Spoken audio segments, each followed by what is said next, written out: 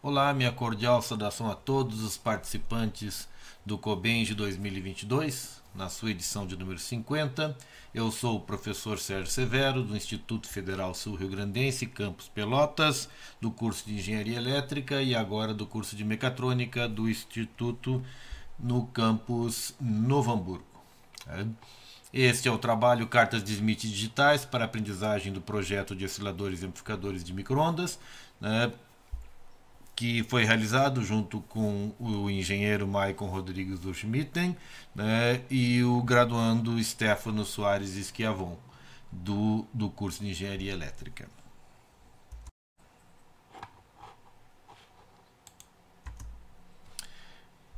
Carta de Smith, um espaço de aprendizagem.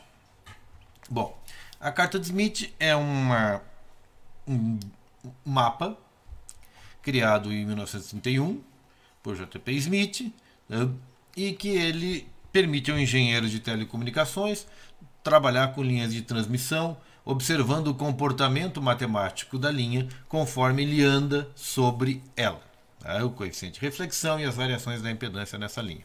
Para Pereripim, ela é uma excelente ferramenta pedagógica, tá? E nós vamos tentar ver como ela pode ser empregada para se construir ou se utilizar em sistemas de aprendizagem baseada em projetos de circuitos de microondas.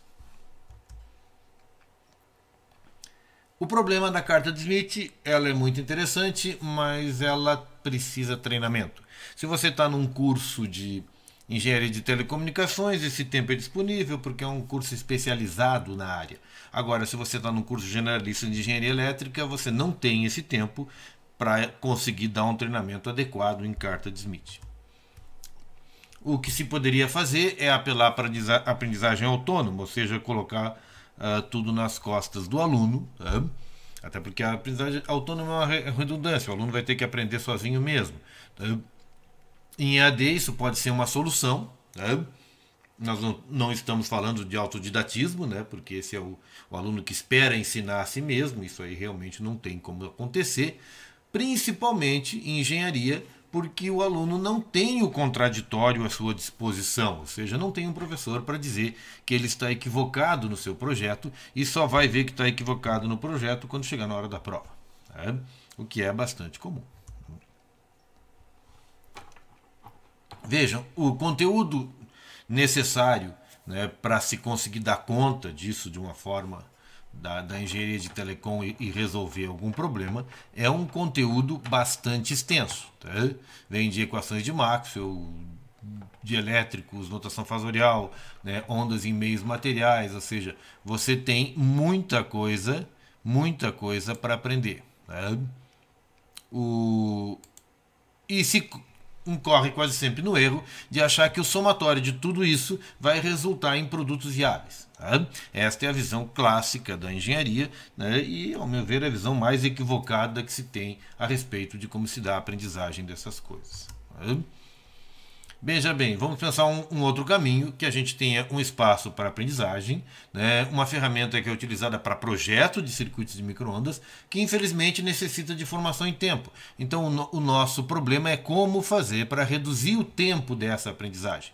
A ideia inicial é usar uma carta de Smith digital, que é a mesma carta de Smith, só que agora ela está restrita a funcionar sempre de forma correta. A carta, pelo menos. Os projetos eu não sei, né? O que vai se fazer com ela, se vai ficar correto ou não, bom, vai depender muito do conhecimento do aluno, né? O problema é que se você até consegue usar uma carta digital junto com o professor, sem problema nenhum, né? Talvez acelere o processo, mas você não garante a aprendizagem, principalmente se você estiver falando em aprendizagem autônoma, tá? Porque a gente não tem sozinho como saber o que a gente está fazendo é correto se a gente tiver um sistema como esse que faz qualquer coisa que você queira, tá? Mesmo incorreta. Bom, já acontece que nós somos engenheiros. A gente pode validar, né, constatando que o artefato construído funciona, tá? E isso vai nos levar a um sistema de aprendizagem baseado em projetos, ainda que o artefato construído não seja construído, seja simulado, tá? Ou pelo menos um sistema que nos encaminhe para um equacionamento que diga assim, ó, está correto esse teu circuito. Esse sistema não é construcionista. Como a gente já viu antes, não é aglutinando todo o conhecimento, até porque nós não temos tempo para isso, tá? Que vai se construir, vai se projetar alguma coisa. Esse sistema é construtivista. E a visão construtivista do conhecimento, tá? E principalmente em cima de objetos complexos, tá? A gente se aprende mediado pela ação, e é uma ação que ocorre em cima de um objeto de estudo e onde não só o objeto é aprendido, mas exatamente a reflexão sobre a nossa aprendizagem desse objeto faz com que se aprenda os mecanismos dessa ação e se consiga entender como se está pensando aquele problema. Mas esta aprendizagem ocorre por diferenciações progressivas, como diz Piaget, ou seja, você tem um todo indiferenciado que você vai progressivamente aprendendo ele. E não por integrações sucessivas, que seria o caso de você ter um monte de Lego, né? Um monte de brinquedo que você vai montando e constrói algo, né? Ou sai construindo e aprendendo, como a gente faz no FabLearn, no FabLab, né? Nos Makerspaces. Bom, para uma aprendizagem baseada em projetos, então a gente tem que ter projetos. Os projetos é um projeto de casamento de impedância, um projeto de amplificadores e acasamento conjugado simultâneo e um projeto de osciladores com realimentação série. Bom, e essa aprendizagem tem que ser ativa, tá? Ou seja, a gente começa com a construção ativa do conhecimento, ou seja, o aluno agindo sobre uma ferramenta que permite ele projetar isso com a sua ação, uma cognição situada, ou seja, ele está numa ação própria, que tem muito mais conhecimento ali do que realmente está sendo expresso textualmente, tá? Então ele faz coisas que ele de forma intuitiva. Isso na verdade é uma mesma forma, é uma outra forma de falar a respeito de diferenciações progressivas no objeto de conhecimento. Mas esse objeto tem que permitir interação social. Ele não pode ser um teste que o aluno vai fazer, que tem que fazer sozinho, senão ele não aprende, né? Não, ele tem que ser feito em conjunto. Ele pode ser feito em conjunto. E finalmente ele é uma ferramenta cognitiva, algo com o qual a gente consegue aprender o próprio conceito que se interessa, que se está interessado. Né? Na aprendizagem baseada em projetos, a gente tem um conjunto de características que começa com uma pergunta guia, uma questão que põe em marcha o processo de aprendizagem. A questão é, né, eu preciso casar uma impedância. Eu preciso projetar um amplificador. Então, o próprio projeto é a nossa questão. Uma investigação situada, ou seja, o aluno precisa desvendar isso com o apoio de uma literatura. Ele não consegue ficar só no programa e vai sair o projeto. Ele precisa estudar também. A colaboração, já se falou, a possibilidade de criação de novos artefatos, um circuito de casamento de impedância, um amplificador, um oscilador, tá? E ainda mais a possibilidade de construção até desse dispositivo e apresentação desse trabalho com uma coisa funcional. Tá? Ou seja, o nosso sistema é um espaço, com os nossos sistemas, os nossos projetos, são espaços para ação e para o controle da ação. E é importante que as limitações impostas pelo sistema é que vão determinar os caminhos viáveis que só serão seguidos com a atividade do sujeito. Ao longo do tempo, se dá êxitos oportunos para ele, para motivar a aprendizagem, tá? Mas os êxitos só são alcançados com a investigação, senão ele não alcança os êxitos. Tá? Um sistema computacional, e esses sistemas foram construídos buscando esta visão, tá?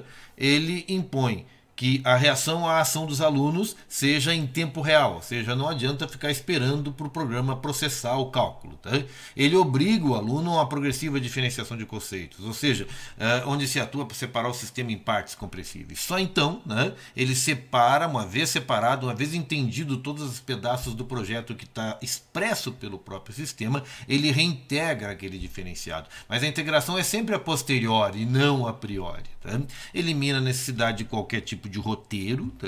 Ou seja, não é um roteiro de laboratório, não é faça isso, uma receita de bolo. Tá? Ele mesmo coloca os problemas e as ações, ficam claras o que o aluno tem que fazer. Tá? Apresenta os resultados dessa reação de uma maneira visual, tátil, aditiva, né? É suportada por um modelo matemático que quantifica as grandezas, né? E os conceitos explicam o comportamento dos outros, de até outros circuitos. Tem que ser de baixo custo e tem que funcionar em qualquer equipamento. Esses são os requisitos. Tá? Então, o que eu tinha a dizer para vocês nesse curto tempo, né, é que os sistemas foram utilizados, né, durante longo tempo e foram extremamente úteis para o trabalho dos alunos. Tá? Hoje esses sistemas são apresentados em alguns vídeos no YouTube, dentro do meu canal, e eles possibilitam me auxiliar a construir os vídeos para o ensino de cartas de Smith, por exemplo. Tá? É um dos usos que eu tenho no canal. Muito obrigado a todos e até mais.